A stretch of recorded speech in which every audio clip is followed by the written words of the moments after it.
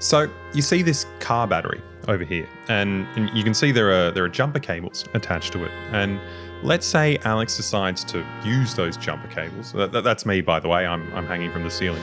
Let's say he decides to attach them to my nipples and electrocute me for about 23 years straight. Well, that's not technically torture. And that's not torture either. Actually, none of this is torture. No,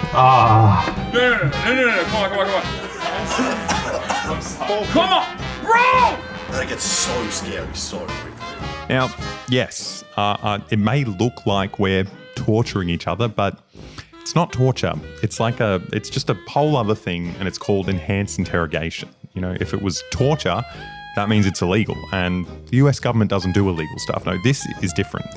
This is the US program of enhanced interrogation, and it's actually completely fine.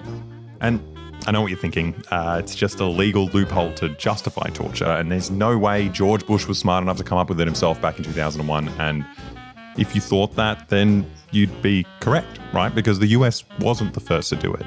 He didn't even come up with the term himself. Like, the first use of enhanced interrogation was back in 1942 when it was called whatever the hell this is. And as you can guess by how stupid and unreadable it is, it's the Nazis' torture policy. It literally translates to enhanced interrogation. And I'm not exaggerating here. You know, I'm not claiming the US is the same as Nazi Germany, because, you know, they're very different societies, but their torture policy is identical. It's completely plagiarized. Now, I don't know about you guys, but personally, I don't really like the Nazis. You know, I actually thought they were evil, right? And the uniqueness of their evil was that it was very systematic and bureaucratic.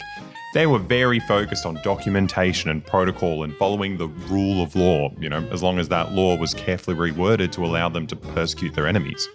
Now, at that point in history, these guys believed they were on the cusp of ruling the world, and they wanted to justify all their brutality by presenting it as an enlightened, legal, and sensible policy with, you know, strict guidelines and ethical considerations, because, you know, they wanted the future population of Germany and the world to understand that they were the sensible good guys.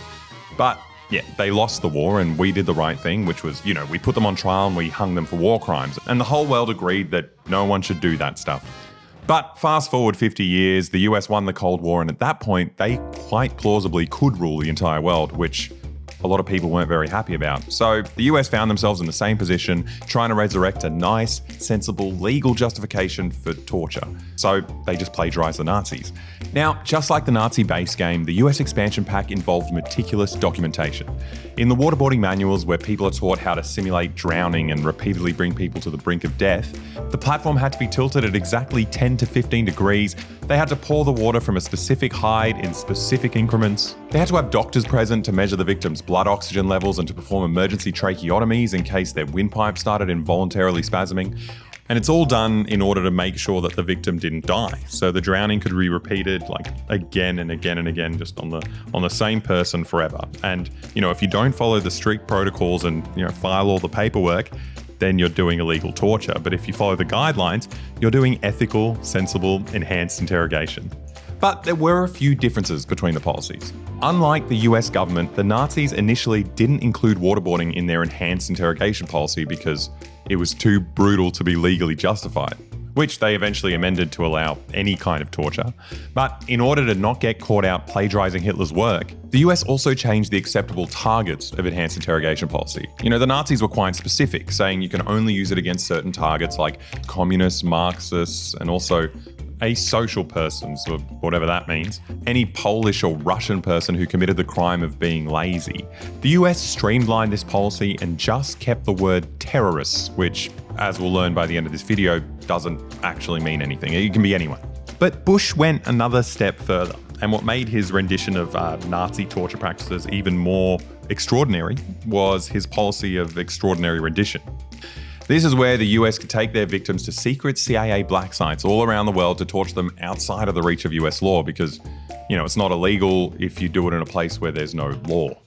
Now, it wasn't that hard for the CIA to sell their Nazi torture DLC to the American people, and it's all thanks to a ragtag team of amateur pilots. A plane has crashed into the World Trade Center in New York. This event shook the US. Up until 2001, the global order was pretty straightforward. The US was allowed to blow up as many buildings in the third world as they liked, and in return, the local inhabitants were given a fresh opportunity to renovate and redecorate their boring old cities. But they didn't seem to appreciate the offer so much because they always just rebuilt the cities in exactly the same old boring way. But on September 11, this deal was broken when the World Trade Center was attacked, and the US public was ready to embrace a new, radical kind of punishment that was somehow even worse than what they usually did, which is, bombing the shit out of people. Initially, the media reaction was one of shocked silence. No one wanted to accept that this could happen, and they didn't even want to think about it. Disney was ready to release Lilo and Stitch at the time, but had to frantically edit it at the last minute to change the scene where Stitch hijacked a passenger plane and flew it through skyscrapers. But soon enough, American media embraced it, and things got really, really aggressive. We'll put up food in your ass, it's the American way. Eventually, songs started celebrating the military. From video games to movies and television shows, everyone was celebrating patriotism. Everyone was excited to punish any and all enemies of the USA. The post-9/11 media storm was so powerful that when it came time for the Supreme Court to debate the validity of these new torture laws, the Chief Justice, Anthony Scalia, one of the most powerful American lawmakers, based his ruling on the lead character from the fictional anti-terrorism TV series 24. So here's what he said to his fellow judges. He said, "Jack Bauer saved Los Angeles. He saved hundreds of thousands of lives." Now, he's talking about season 2, episode 12, where the main character, Jack Bauer, is torturing some Arab guy and through that manages to save California from a nuclear attack. You screwed up, Ollie. Are you going to convict Jack Bauer? Say that criminal law is against him and you have the right to a jury trial. Is any jury going to convict Jack Bauer? I don't think so. That's what he said, right? He's just an imbecile. It's like arguing that we should abolish air traffic control laws because we don't want to impede Superman's ability to, punch a meteor that's about to destroy the planet.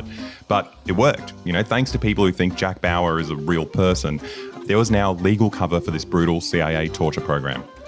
Now, the only issue left, and I don't mean to get nitpicky here, the only other issue is that torture doesn't actually work. The Pentagon knew it didn't work as early as 2002. There are multiple leaked classified reports that show that not a single piece of usable information was ever gleaned from the countless people they tortured over the decades.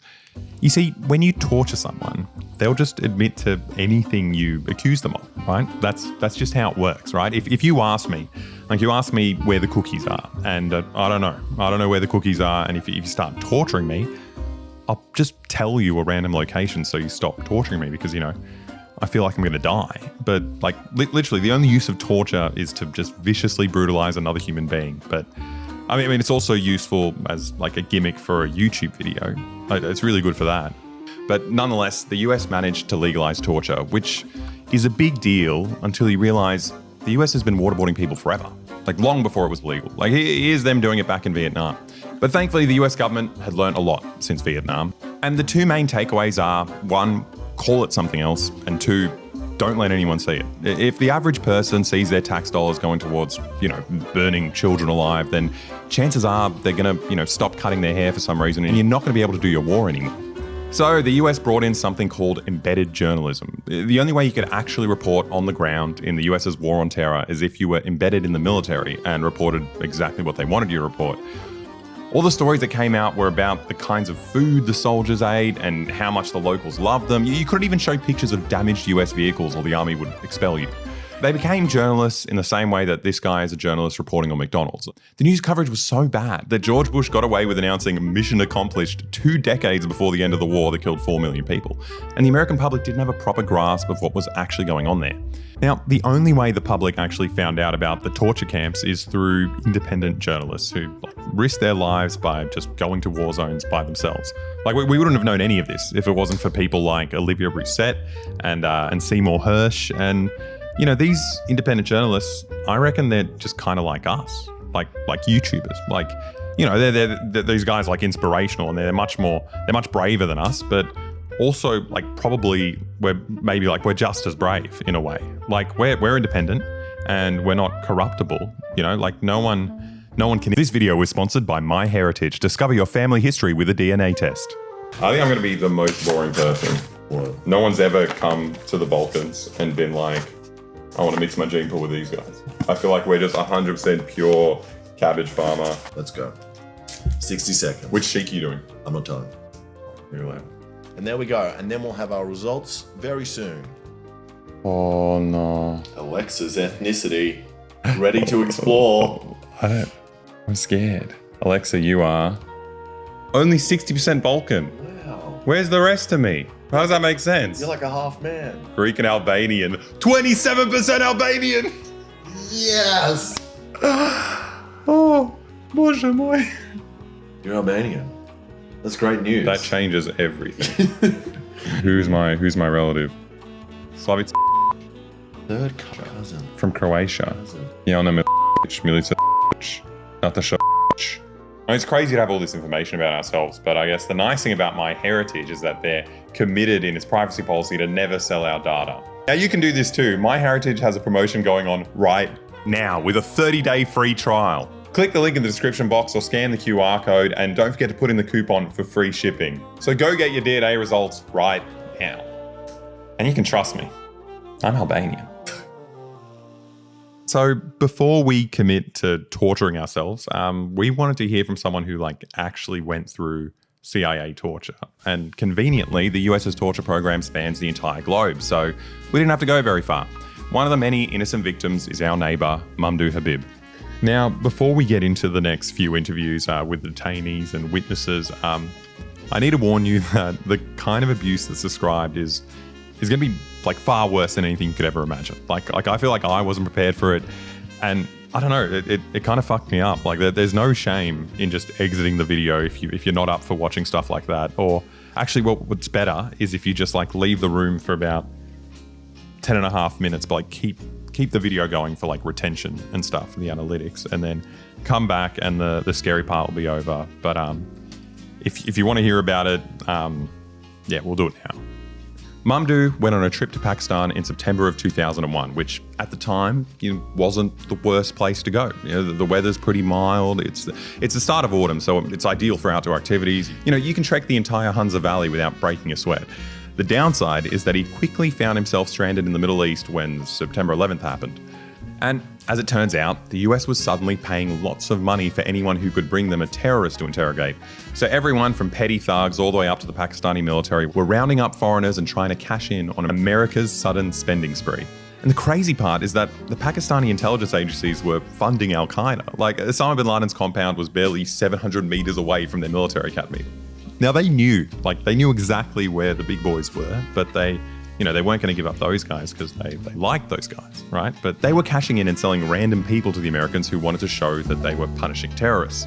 And Mamdouh found himself in the wrong place at the wrong time, and he needed to get the hell out of Pakistan. I called my wife and I told her I'm on the way to Australia. I did my booking, I was ready to go, and I was in the bus. It was very dark, like a night time. Then the Pakistani official go on the bus. Then I went with them down off the bus, clashing on the top of our heads. They put us in the bag, van, go. That's it. That's what happened. What did you think was going on in that moment? I have no idea actually, but I was thinking these people is not gonna do anything to me because I haven't done anything wrong. I'm very confident, and I'm Australian citizen. I have Australian passport. These people is not gonna play a game with Australia.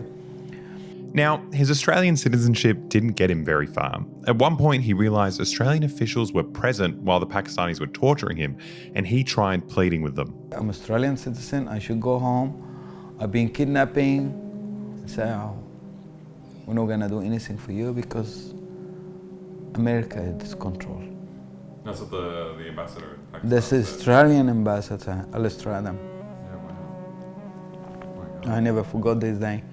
Now, one of the bizarre but weirdly relevant quirks of Mamdouh's life is his passion for Chinese medicine. And if you spend any time with him at all, he'll tell you about the holy trinity of Qigong. I told you I'm doing Chinese massage and acupuncture, Tai Chi, and Kung Fu trainer, because these three is together. Now, this may seem really cute and irrelevant, but not to the CIA, right? If you look at their leaked internal documents, that's exactly the reason the Pakistanis sold him to the US. Under torture, they made him confess that he trained the 9/11 hijackers on how to take over a plane with the power of kung fu. They accuse me I train people for pilot because I'm experienced with kung fu. That's crazy. It's not crazy, they get anything. And that was it. Mamdouh was now in the hands of the CIA, and every single day they put him through things that I could barely comprehend. Put me electric shock in my ear, on my groin. And they put that electric shock in my groin, even it's burned my groin.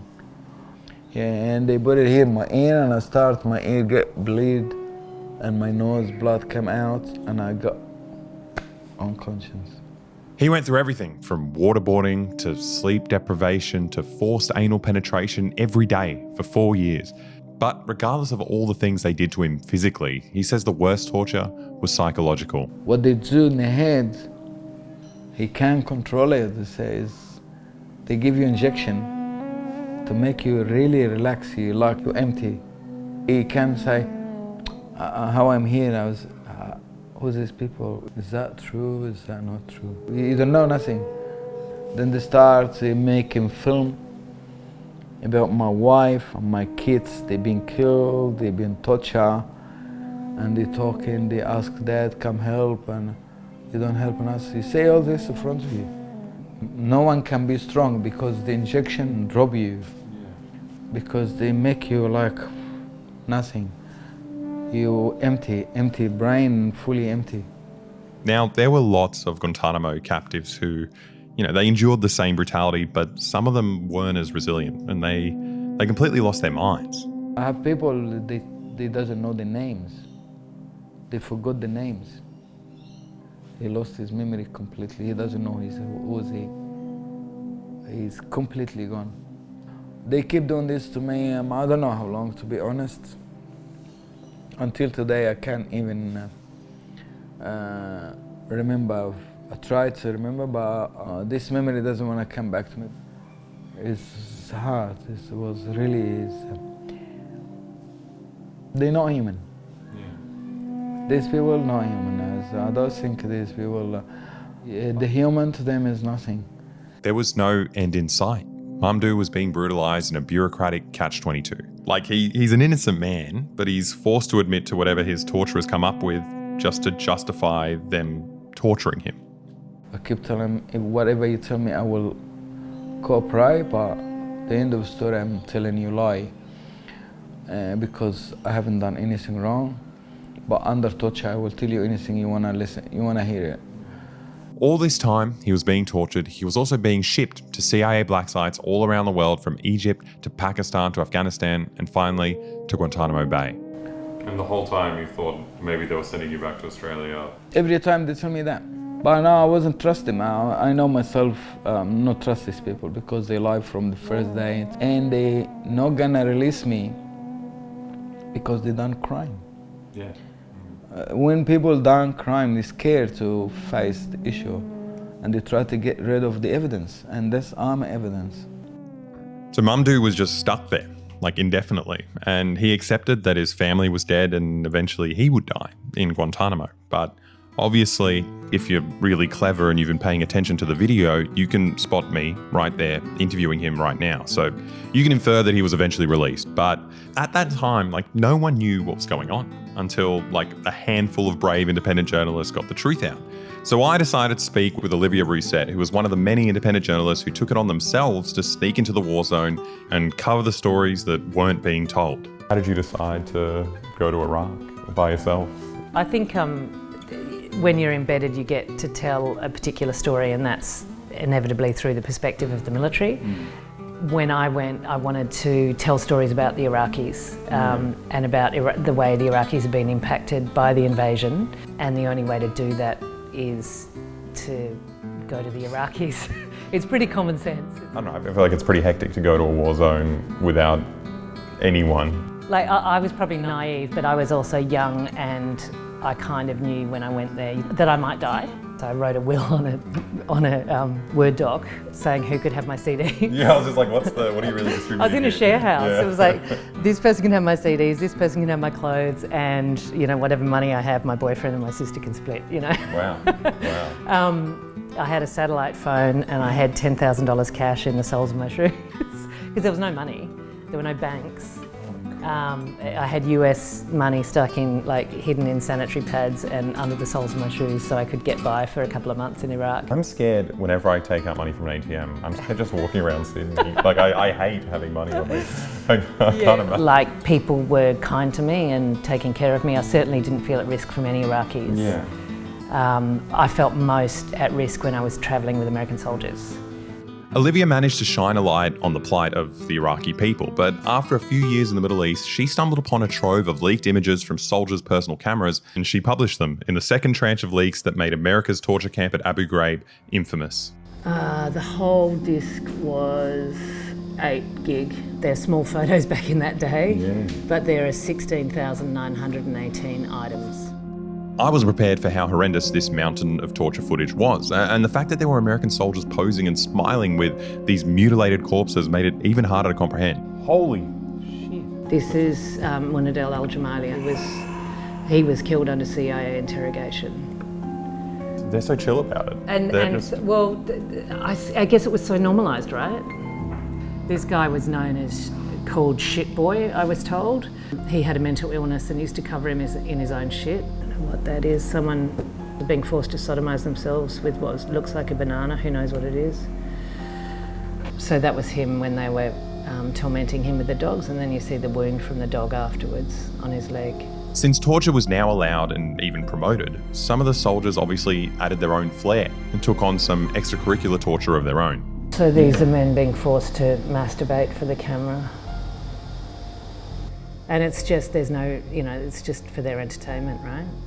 These images were satanic. The gratuitous, explicit brutality was one thing, but the thing that made it even more horrific was how mundane and normalized it all was. In between all the photos that the soldiers took of the torture, they had photos that appeared to be just regular tourism shots. You don't know if you'll come across a video of them playing with a kitten or cutting some dude's fingers off. The terror that was permitted by the US government just became a normal, mundane part of these people's lives. They were creating psychopaths. I'm just waiting for them to do something to the cat. I can't. This morbid slideshow of abused and mutilated Iraqis felt like it could go on forever. Eventually, I had to call it quits. 5. Tell me to stop anytime. Yeah, I'm struggling. Yeah, I won't go on. That is horrible. Yeah. That's the worst thing I've ever seen. Yeah, it is, isn't it? Now, after the photos were released, the Red Cross launched an investigation and concluded that up to 90% of the victims at Abu Ghraib were innocent. Just random people kidnapped by US forces. Wrong place at the wrong time. Yeah, I think all of Iraq was the wrong place at the wrong time once the Americans came in. At the end of the day, the sheer volume of just documented evidence from just this one camp and the kind of mundane nature of all of it, it kind of showed that these guys weren't doing something out of the ordinary, right? It was a coordinated, systematic practice that exists because of the US's new torture policy. And what don't we see? This is the soldiers themselves taking these. There's so many different prisons and black sites around the world that haven't had this. And after this, they're not going to be letting people have cameras, are they? Yeah. Another depressing aspect of this story is the level of discipline Western journalists had. When these shocking photos and videos were leaked to Olivia, she started investigating herself. And she found out that a lot of big US news organizations had been leaked these photos too, but they were too scared to release them. A lot of major news organizations in the US had the whole disc and chose not to release them. And at the time there was outrage at this shitty little program in Australia. One woman travelling around the world with a little, handycam had got the disc and released it. And there was a lot of disdain for who is this tin pot organisation anyway. And I think it just took someone being outside the bubble to go, why this is important. Huge and this is important. And it sort of shows, I think, how journalists unknowingly or deliberately self-censor because of the fear of the repercussions. Thanks to these brave, independent journalists like Olivia, the truth, started to get out. Although, that being said, their success was, partially due to the fact that they were white Westerners, Like, if you're a Muslim journalist and, the US Army doesn't like what you're reporting, they'll probably end up blowing you up with an Apache helicopter, like what happened to these Reuters journalists. Or you'll end up sharing a cell next to Mamdouh in Guantanamo, like what happened to Al Jazeera cameraman Sami al-Hajj, who was also sold to the Americans by the Pakistanis. But none of these leaked photos had any immediate effect on the US government. They responded by threatening to detain anyone who leaked CIA torture photos, and then they just immediately went back to doing torture. But public pressure did start mounting, which did mean that there was much more attention on prisoners like Mamdouh. Lawyers started getting involved, and the legal process was really convoluted. It took a really long time, but eventually, Mamdouh was released back to Australia and reunited with his family with not a single charge. Like many, he was a completely innocent man who was secretly tortured for 4 years by the CIA. Now, Mamdouh claimed that Australian government officials were present while he was being tortured, which is huge, right? And now that he's back in Australia, he decided to take action against government for their complicity. For 6 years, the government just kept denying his claims, and they even started arguing that he was never even tortured in the first place, until video footage and photographs were leaked from the Egyptian government, which proved Australian staff attended many times while he was being tortured at an Egyptian black site. So the government immediately settled the case out of court to shut him up. And I guess that's the happiest ending you're going to get out of all this. Okay, now you're about to watch us test out these torture techniques on each other, but realistically, there's absolutely no reason for us to be doing that. Like, it was brutal and it was horrible, but what we experienced is incomparable to what these people actually went through. Like, it's a joke, and even claiming that we're doing it is just insensitive and stupid. But that being said, this is YouTube, and if you want an audience to sit through a history lesson about CIA torture, you're going to have to do a gimmick like this, and you need to have a thumbnail with losers like us soy-facing and torturing ourselves for views. So here you go. Here's the interrogation. Now, we filmed this torture scene last year. We patiently waited for Hassan to visit Australia because we knew there were probably millions of people around the world who want to torture this man themselves. But Alex graciously offered to go first, and he's getting waterboarded today. So we followed the CIA manuals precisely. I even built this platform out of an old door to the CIA's specific torture specifications. Now, the first step was to attach this heart monitor to him, and then it was time to get started. You lost 3 calories just talking about this. The only difference with our setup is that we have a kill switch when it gets too brutal. Alex is holding an object in his hand, and as soon as he drops it, we stop the interrogation. Someone has to watch this up. Don't just keep doing it to me. It's meant to be like big things. What do you mean? Like, the point of it is, like, you need to do active, effort to hold it so that as, a dead man's switch gets dropped. Because, that's very small. You can just easily hold that in your hand. Yeah, I can hold that without, I do a VB. Hold a bloody VB. Hold it. So what the CIA does is they put them down, they put the top over them, and they wait for them to exhale and they start pouring. We're not going to be that brutal. But What the fuck? Yo, this is torture. guys. This torture stuff is not great. Okay, I just want to say I'm kind of off on the torture thing now.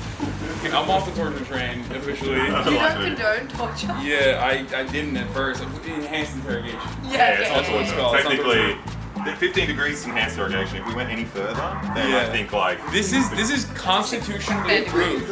Remember, this is constitutionally approved torture. I don't like this already. You're not even drowning yet. Yeah. To be honest. I mean, sure, why not? It's okay, Alex. Is this gonna get us arrested when we accidentally kill him? Yeah. The one scary thing about, lots of scary things about waterboarding, but you start choking, and then your esophagus might start spasming, and then you can't breathe even if you're not choking. That's the scary thing. But that's why the CIA has trained professionals when they do it. What do you mean? What? Even if water's not going down, the reaction you get to it can just continue autonomously. Well, but he'll be fine afterwards when the water stops? I don't know, I'm not a doctor. I don't know these things. And now I kind of don't want to be the one putting the water and killing him. This is the worst one. Yeah, 100%. I owe you. Now, look, this is incredibly dangerous, and jokes aside, we do have an actual trained medical professional supervising, which makes it safer, but nevertheless, it's so horrific that it obviously won't work with YouTube's community guidelines, so we can't show it here. But if you go to our Patreon, in the video description, maybe you'll get to see the full video of, uncut video of Alex's interrogation. It's worth a try. I'm so sorry, man. I thought there'd be some chance you could breathe. You can't breathe at all. Oh my god, I feel so bad. What have you done? I'm sorry. Holy shit! I don't know From I like, feel like we're drowning. Yeah, well, you just can't. I thought if I blow out, I could blow the fabric off, so I could get air in. But as soon as you do it, water just comes straight into your. It starts like balloon. Yeah, and it goes straight down your nose, and you can't stop it from going down your nose. So you feel it trickling down the back of your throat. That is horrible. Holy shit. That is. Yeah. Well, I just realised I couldn't do. Like, I just can't breathe. yeah. Yeah. Oh shit, was the lens camera? No. We're gonna go again. That it gets so scary so quickly. And also the That is people that are doing it to you disgusting. aren't your friends. That is really fucked up. Like, how are you like a normal person after doing that to a human being in an extended period of time? Imagine doing it as well while the person is Like shaking. try like Yeah. they're tied down. Like, my goal was to like stop as soon as you were like, as soon as you dropped the bottle. So I was like, you know what I mean?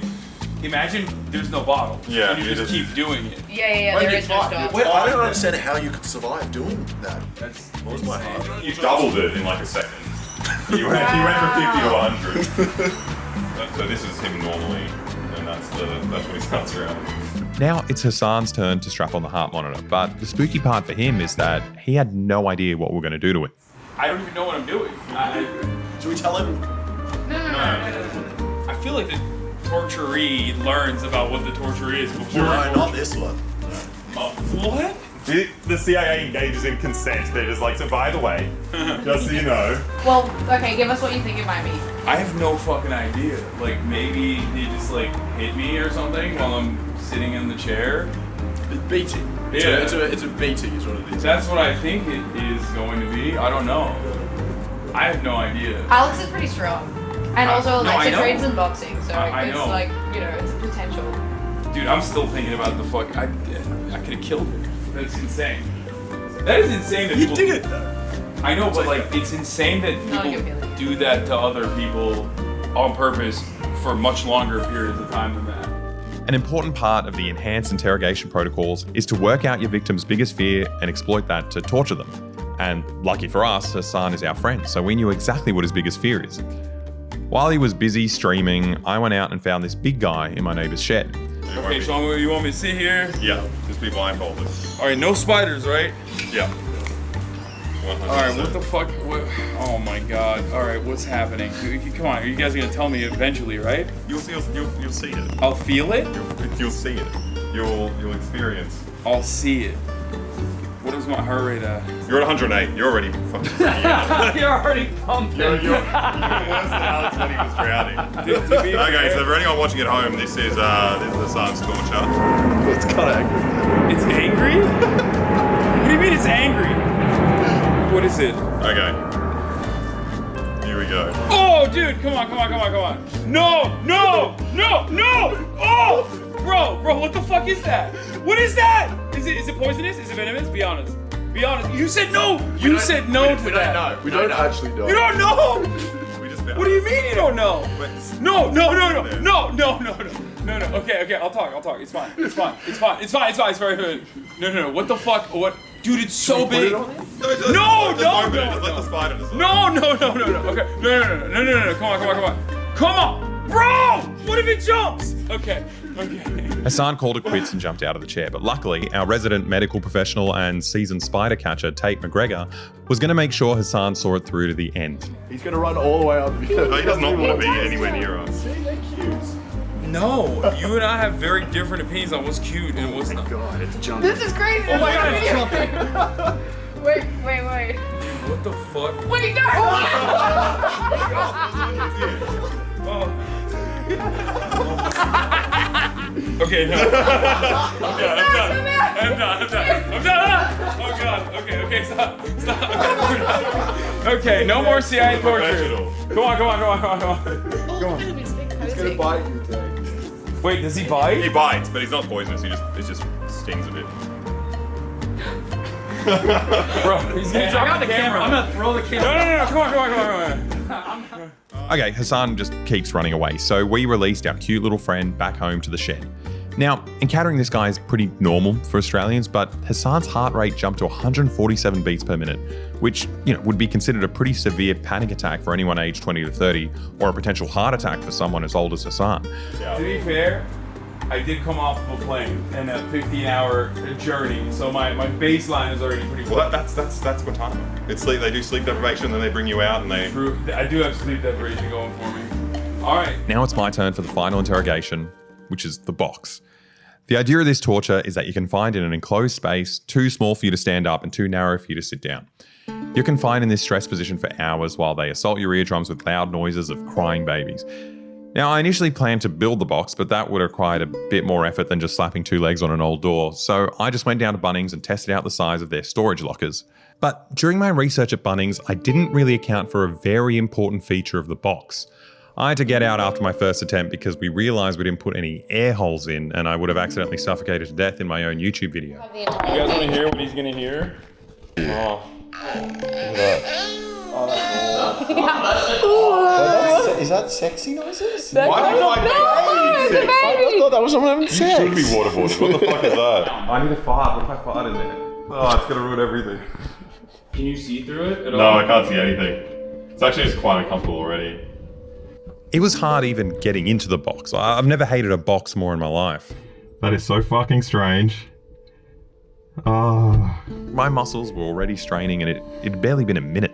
And at that point, Hassan realised he had forgotten a crucial part of his job as a torturer.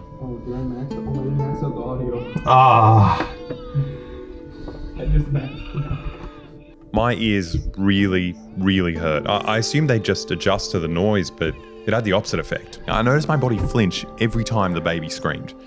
It felt like I'd been in there for hours. Like, I started to think they decided on a whole new prank behind my back where they were just gonna, leave me there forever. My body was on fire and my head was throbbing.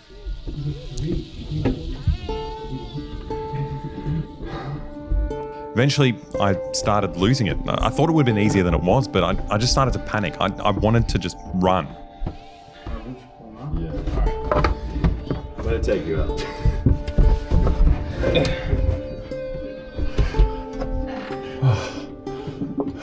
Oh, he's hot. Oh my god, you're so hot. Oh, fuck. How long was that? I have no idea. We saw your heart rate started going up dramatically, so we kind of like, oh. It was weird at the start. I was like, I don't get it. I can handle this. It's so easy. And then the baby was so weird. Like, every time I cried, it flinched. And it just kept getting more and more just yeah. We could hear you shaking, right? Yeah, we thought you were knocking. When you shook a couple times, we thought you were knocking. No, I was just fucking uncontrollable flinching. It was so... That was awful. It's just a horrible, horrible time for all of us, but it was also useless. It bears absolutely no resemblance to the horrors victims of the CIA torture program had to go through. I still can't actually comprehend their experience. My brain, it feels like it's stopping me from imagining it actually happening to me or one of my loved ones. I don't even have the words to describe it. You can't call it psychopathic because, a regular, everyday psychopathic civilian that you find in true crime documentaries doesn't have the capacity to do even 1% of the kind of institutionalized psychopathy and terror of an organization like the CIA. They simply don't have the capacity or the technological know-how to keep their victims alive for 5 years while mutilating them daily. Now, people always make a big deal out of the fact that torture doesn't work. Right? But I don't think they're thinking about it properly, right? It doesn't work in terms of, gaining intel to stop terrorism, but it does work if you're trying to do terrorism, right? It's a program designed to instill a random, arbitrary terror into a population that you want to dominate, right? You invade the Middle East, and if you pick off random Arabs and expose them to a nightmare beyond human comprehension, their traumatized bodies will serve as a terrifying message to everyone else, right? And the message is, the Americans are here, this isn't your country anymore, and you better shut up while we steal your oil. That's the purpose of the program. It's just plain terrorism.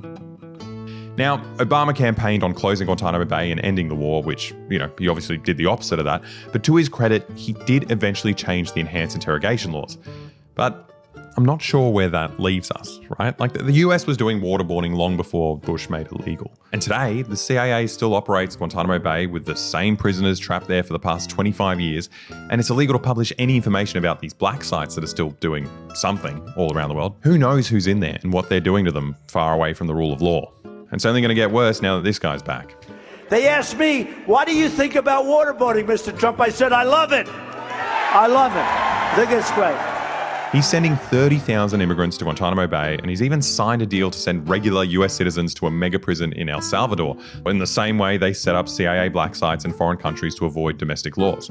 I mean, the mega prison is literally called the Terrorism Confinement Center. I mean, come on, guys. If that wasn't bad enough, his Secretary of Defense, the leader of the US military, is a goddamn Guantanamo Bay guard, a professional torturer who can't wait to get more people into Guantanamo and relive his glory days. It's a smart move. It's the perfect place. And I'd say that as someone who's spent a year there with a platoon guarding detainees at the detention facility. So if you have those existing facilities, let's use them. And we will use them. Yeah, I kind of think we're fucked. Also, go get your DNA tested with MyHeritage. Follow the link in the description or click the QR code and sign up for the free 30-day trial. And also make sure you use the coupon code to get free postage.